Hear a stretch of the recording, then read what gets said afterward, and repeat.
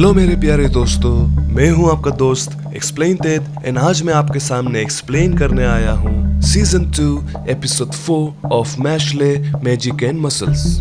पिछले एपिसोड में हमने देखा था कि 12 मेंबर्स को इस डिवाइन विशनरी के एग्जाम्स के लिए चुना गया था। इस एग्जाम में बहुत सारे टेस्ट्स थे। सबसे पहला टेस्ट का नाम था डेदरवोन्स हाउंड, जिसमें खिलाड़ियों को एक ऐसे डरावने दुनिया में भेज दिया जाता है जहां से उन्हें निकलने के लिए चाहिए होगा एक चाबी, और वो चाबी एक बलून के अंदर बंद होता है। और जब कंटेस्टेंट्स उस चाबी को ढूंढ रहे होंगे तब उनके पीछे लगा दिया जाएगा 3 डेदरवोन्स, 3 मॉन्स्टर्स। हमारे हीरोज काफी कॉन्फिडेंट लग रहे हैं, पर अंदर जाके उन्हें पहले चाबी मिलेगा या मिलेगा मॉन्स्टर्स का वार। चलिए इस एपिसोड में देखते हैं सीजन 2 एपिसोड 4।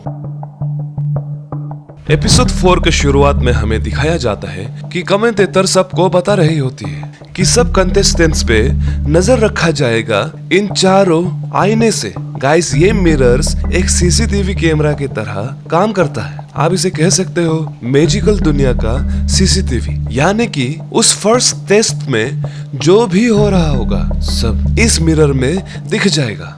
ये सुनते ही पूरा क्राउड एक्साइटेशन से चिल्लाना शुरू कर देता है और एक जादू के इशारे के साथ हमारे हीरोज उस डरावने दुनिया के अंदर पहुंच जाते हैं। मैश, डोथ, लेंस और बाकी सभी खतरनाक खिलाड़ी। और हम देखते हैं फिन को, जो कि जमीन पे गिर के गिड़गिड़ा रहा होता है। वो रो रहा होता है कि मुझे यहाँ नहीं आना था। वैसे भी what can we expect from our cute Fin. यहाँ क्राउड के बाकी सभी लोग फिन के इस सीन को मिरर्स में देख के हंस रहे होते हैं कि ये नल्ला अंदर कैसे चला गया। Cut to the scene.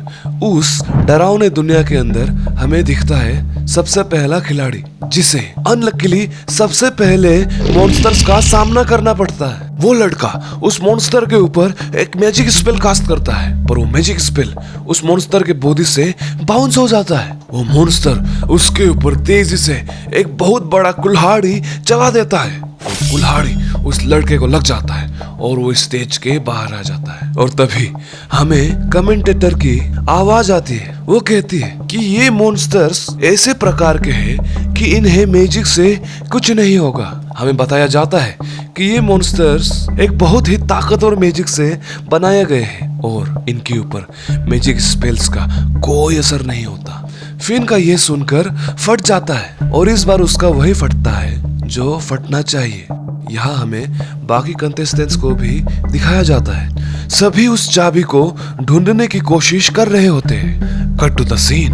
हमें जंगल के एक तरफ मैश को दिखाया जाता है। एक मॉन्स्टर मैश के सामने आ गया था और क्योंकि मैश को इससे कोई फर्क नहीं पड़ता कि उस मॉन्स्टर के ऊपर मैजिक का कोई असर नहीं पड़ता, पहली बार मैश एडवांटेज में होता है। उस मॉन्स्टर के पेट पे एक बहुत जोर का पंच मारता है। दर्द के कारण मॉन्स्टर जमीन पे बैठ जाता है। इसे देखकर पूरा क्राउड चौंक जाता है। हर जगह सन्नाटा छा जाता है, पर देखते ही देखते वो मॉन्स्टर वापस खड़ा हो जाता है। कमेंटेटर फिर सबको बताती है कि ये मॉन्स्टर एक नॉन लिविंग प्राणी है, तो आप इसे जितना भी मारो ये वापस खुद को आराम से हील कर लेगा। और वैसे भी ये टेस्ट इसलिए किया जा रहा है ताकि हम ये जान पाए कि आपके सामने जब एक बहुत ताकतवर ओपोनेंट आ जाए और आपको भागना पड़े तो आप क्या करोगे। और क्योंकि ये मॉन्स्टर्स आपसे काफी ज्यादा ताकतवर है, इसलिए भागने में शर्म की कोई बात नहीं। इसे सुनकर मैश उस मॉन्स्टर से भाग रहा होता है। मॉन्स्टर उसके पीछे पीछे दौड़ रहा होता है। अचानक मैश के ऊपर कोई एक स्पेल कास्ट कर देता है, जिसके कारण मैश का बॉडी साइज बहुत ही छोटा हो जाता है। मॉन्स्टर आगे चला जाता है। पत्थरों के पीछे से उसे एक बंदा पुकारता है। मैश उस बंदे के सामने चला जाता है। वो बंदा कहता है क्योंकि तुम अब छोटे हो गए हो, तुम्हें वो मॉन्स्टर देख नहीं पाएगा, और क्योंकि ये मॉन्स्टर्स आवाज को सुन के आपका शिकार करते हैं, इसलिए अगर आप आवाज नहीं करोगे तो ये आपको देख नहीं पाएंगे। वो अपने स्पेल्स के बारे में बताता है कि मैं अपने स्पेल्स से चीजों को छोटा और बड़ा कर पाता हूँ। मैश के दिमाग में बस एक ही चीज घूम रहा होता है। एंड प्लीज गाइस, आप बता दीजिए मैश क्या सोच रहा होगा किस चीज को बड़ा करने के बारे में।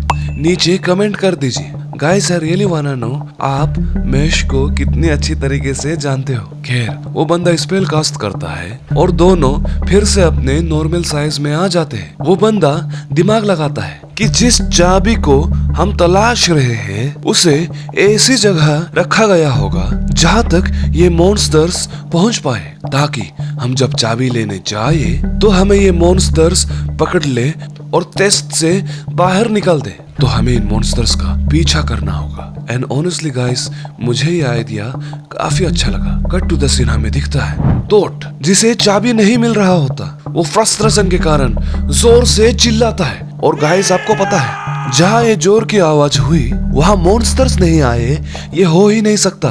टोट के पीछे एक मॉन्स्टर लग जाता है। फिन हर बार की तरह एक पत्थर के पीछे उस मॉन्स्टर से छुप रहा होता है। Cut to the scene, Mash और वो बंदा मॉन्स्टर का पीछा चुपचाप कर रहे होते हैं। उन्हें वो बलून दिख जाता है। बलून तो उन्हें मिल गया था, पर अब उन्हें उस बलून को ब्लास्ट करना था। बलून के नीचे एक पंप होता है जिसे दबाने पे बलून ऊपर फूल के बड़ा होता है। तो आइडिया ये था कि गाइस, बलून को फुला फुला के ही ब्लास्ट करना था। मैश जब उस पंप को पकड़ता है, एक जोरों का अलार्म बजता है और जहाँ अलार्म वहाँ मॉन्स्टर्स उन दोनों के पीछे लग जाते हैं। वो दोनों बाल बाल बचते हैं। अब उन्हें पता चल गया था कि पंप से तो वो बलून को फुला नहीं पाएंगे। वे अपने अगले तरकीब के बारे में सोचते हैं। मैश सजेस्ट करता है, अगर हम पंप को नहीं दबा पाए तो क्यों ना मैं सीधा बलून को ही फोड़ दूं। मैश कूद के बलून में चिपक जाता है। मैश, ये क्या कर रहे हो? बलून को फोड़ना था, उससे चिपकना नहीं। और एक बार अलार्म बज जाता है। दोनों फिर से अपनी जान को बाल बाल बचाते हैं।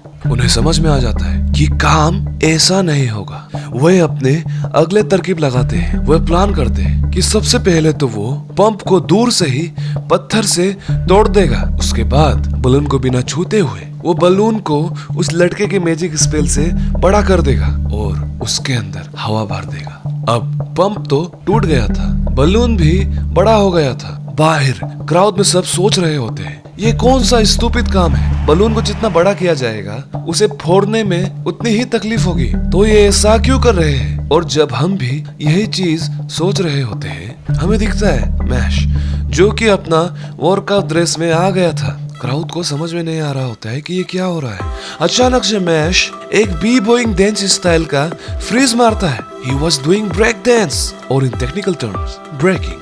माहौल काफी ऑकवर्ड हो जाता है क्योंकि ये कोई समय नहीं था नाचने का। पर जब मैश कुछ कर रहा है तो कुछ भी पॉसिबल है गाइस। ये बात इन लोगों को पता नहीं था। मैश अपने माथे पे खड़ा हो जाता है, उस बलून के नीचे आता है और हेड स्पिन करने लगता है, जिससे क्या होता है कि एक बहुत बड़ा टोर्नेडो बनना शुरू हो जाता है। उस टोर्नेडो का पूरा हवा उस बलून के अंदर जाने लगता है। वो बलून देखते ही देखते बहुत बड़ा हो जाता है और बहुत बड़ा फूल के फट जाता है। बूम! उसके अंदर से चाबी निकल जाता है। क्राउड के सभी लोगों के आंखों में पानी आ जाता है। ऐसे ही हमें यहाँ लेंस को दिखाया जाता है। लेंस ने भी सबसे पहले तो उस पंप को तोड़ दिया था और उसके बाद वो अपना स्पेल कास्ट करता है ग्रेवियोला, जिससे क्या होता है कि लेंस का बलून फूलने लगता है और बहुत बड़ा फूल के फट जाता है। लेंस को भी चाबी मिल जाता है। अब यह टाइम आता है थोड़ा साइंटिफिक ज्ञान पेलने का। अगर आप लोगों ने सोचा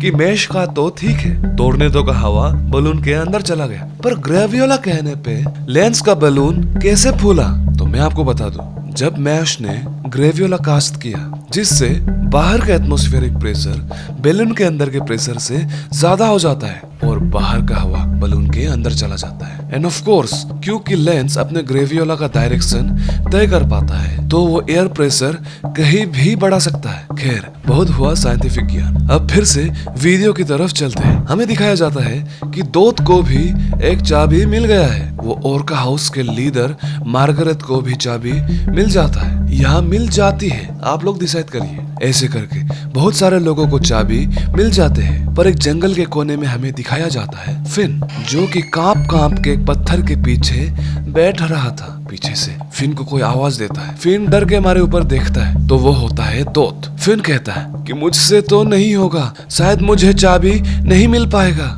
दोत कहता है सब मेरे ऊपर छोड़ दो। फिन कहता है पर तुम्हारे माथे से तो खून निकल रहा है। दोत कहता है इट्स नथिंग, मैं मेन हीरो हूँ और मेन हीरो को अपना काम करने दो। ये कह के दोत कूल बनने की कोशिश कर रहा होता है। खैर हमें दिखाया जाता है मैश और उस लड़के का सीन। मैश उस लड़के से कहता है कि ये चाबी तुम ले लो और तुम आगे चले जाओ। वो लड़का चौंक जाता है पर मुस्कुराते हुए मैश से कहता है कि मुझे रेन एम्स ने बताया था कि तुम एक अच्छे लड़के हो, तुम्हारा दिल बहुत ही अच्छा है और मुझे अब इस बात पे भरोसा हो गया है, इसलिए ये चाबी तुम ले जाओ। मैश कहता है नहीं, ये चाबी तुम ले जाओ। क्योंकि वो लड़का मैश से सीनियर होता है तो मैश को ऑर्डर देता है कि ऐसे सीनियर मैं तुम्हें आदेश देता हूँ कि तुम ये चाबी लेकर बाहर चला जाओ। और क्योंकि आप कितने तेजी से चाबी बाहर लाते हो ये भी आपके रैंकिंग को डिटरमाइन करता है, इसलिए तुम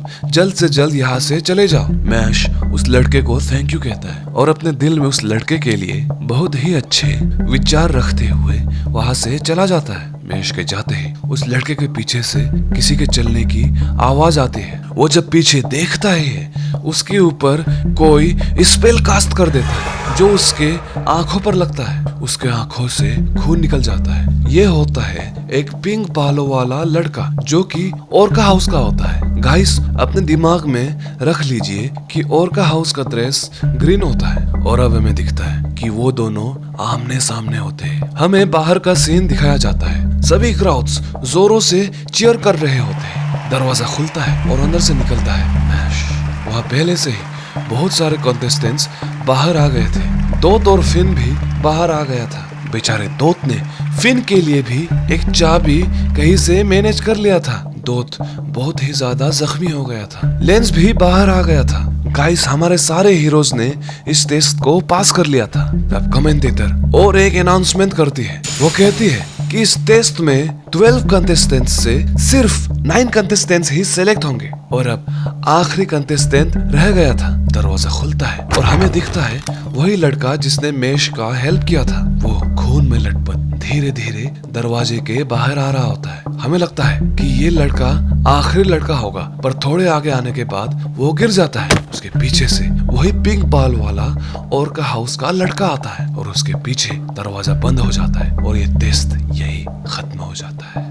बाहर आने के बाद वो पिंक बाल वाला लड़का उस लड़के के माथे पे अपना पैर रख देता है और कहता है आई हेट वीकलिंग्स, कमजोरों के लिए इस दुनिया में कोई जगह नहीं। इस महाशय को भी दुनिया में कमजोरी पसंद नहीं था। And guess what, he is also from a rich family. क्योंकि इसके बाद उसके सामने एक लड़की आ जाती है जो कि उसके लिए ड्रिंक और एक टॉवल लेके आती है। मैश उस पिंक बाल वाले लड़के के सामने पहुंचता है। वो पिंक बाल वाला लड़का पूछता है तुम्हें क्या चाहिए, कमजोर कहीं के। मैश कहता है अगर तुम इस लड़के को अकेले अभी नहीं छोड़ोगे तो मैं तुम्हें नहीं छोड़ूंगा। वो पिंक बाल वाला लड़का कहता है कमजोर तुम मुझे क्या कर लोगे। मैश कहता है कमजोर ठीक है पर मुझे अभी तक इस स्कूल में मुझसे ताकतवर और कोई नहीं मिला, क्या तुम हो। ये बात उस पिंक बाल वाले लड़के की ईगो पे लग जाता है। वो ट्रे से अपना गिलास जिसमें पानी था उसे उठाता है और मैश के ऊपर डालना शुरू कर देता है। सभी चौंक जाते हैं पर सरप्राइज सरप्राइज सरप्राइज, मैश अपना एक कप निकाल लेता है और वो पानी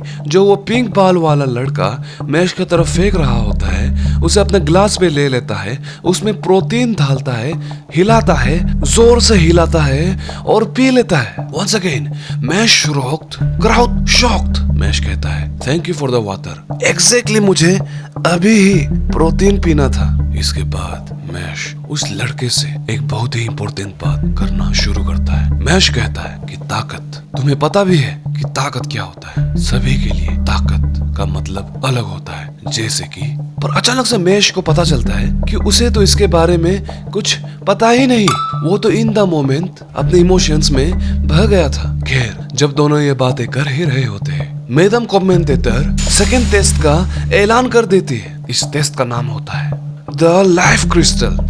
जिसमें 3 टीम बनाया जाता है। और क्योंकि 9 लोग होते हैं तो हर टीम में 3-3 इंसान होता है। और अगर आपको लग रहा होगा कि हमारे हीरोज तो 4 है तो वो सब एक टीम में कैसे आएंगे, गाइस मैश, दोत और फिन एक ही टीम में आते हैं, पर लेंस एक दूसरे टीम में चला जाता है। कमेंटेटर इस टेस्ट के रूल्स बताती है। वो कहती है कि सभी लोगों को एक एक क्रिस्टल्स दिया जाएगा और आप तब ही जीत पाओगे जब आप दुश्मन टीम के क्रिस्टल्स को तोड़ दोगे। और अगर आपके टीम का पूरा क्रिस्टल्स टूट जाएगा तो आप इस गेम के बाहर हो जाओगे। मैश के बहुत ही स्मार्ट ब्रेन के लिए ये इंफॉर्मेशन बहुत ही ज्यादा होता है। उसके दिमाग में शॉर्ट सर्किट हो जाता है और अब सबको अपना अपना क्रिस्टल्स दे दिया जाता है। फिन अपने क्रिस्टल्स को अच्छी तरीके से पकड़ते हुए सोच रहा होता है कि ये क्रिस्टल्स को हमें जैसे भी बचाना है। अचानक से उसे कुछ टूटने की आवाज आती है। ये होता है मैश, जिसने अपने क्रिस्टल्स को गिरा दिया था। वो बहाना बना रहा होता है कि ये क्रिस्टल्स बहुत हिस्ली भरी थे। और जब ये कम था, फिन को और एक क्रिस्टल्स टूटने का आवाज आता है। उसे दिखता है कि दोत ने भी अपना क्रिस्टल गिरा दिया था और वो भी वही बहाना बना रहा होता है। खैर, अपने क्रिस्टल्स को दफनाने के बाद मैश और दोत फिन को वादा करता है कि वो फिन के क्रिस्टल्स को टूटने नहीं देंगे। फिन को ये सुन के थोड़ा राहत मिलता है। और अब कमेंटेटर के ऐलान पे सेकेंड टेस्ट का भी शुरुआत हो जाता है। एक मैजिक स्पेल के कास्ट होते ही वो सब एक बहुत ही बड़े अंधेरे गुफा में टेलीपोर्ट हो जाते हैं। पर यहाँ आता है एक ट्विस्ट। ये टेस्ट एक टीम मेंबर्स का टेस्ट जरूर होता है, पर शुरुआत में आपको इस टेस्ट में अकेले छोड़ दिया जाता है। इसके बाद आपको अपना टीम ढूंढना पड़ता है। फिन अपना माथा पकड़ लेता है क्योंकि उसे तो इसी बात का डर था कि वो अकेले ना रह जाए। तो गाइस, इसी तरह हो जाता है एपिसोड 4 का अंत। आगे हमें देखना है कि मैश के टीम या लेंस के टीम कौन जीतेगा। दोनों टीम्स में काफी अच्छे मैजिशियंस हैं, पर दोनों टीम के मेंबर्स बहुत ही अच्छे दोस्त भी हैं और दोनों को बनना है डिवाइन विजनरी। तो क्या कोई अपने दोस्त के लिए अपने डिवाइन विजनरी के सपने को कुर्बान करेगा या फिर दोनों ही आगे चले जाएंगे किसी तरीके से? देखते हैं एपिसोड 5 में। और अगर आपको एपिसोड 5 देखना है तो आपको करना होगा इस चैनल को सब्सक्राइब और दबाना होगा वो नोटिफिकेशंस बेल को, ताकि जब मैं वीडियो अपलोड करूं तो वीडियो सबसे पहले आपको मिल जाए और वीडियो सबसे पहले आप देख ले। Last but not the least मैं कहना चाहूंगा, thank you so much for watching my videos. You guys support me a lot and this 20-30 views that you give me are a lot for me. आपको मैं मिलूंगा कल, तब तक के लिए मेरा नाम है द एक्सप्लेन टेड।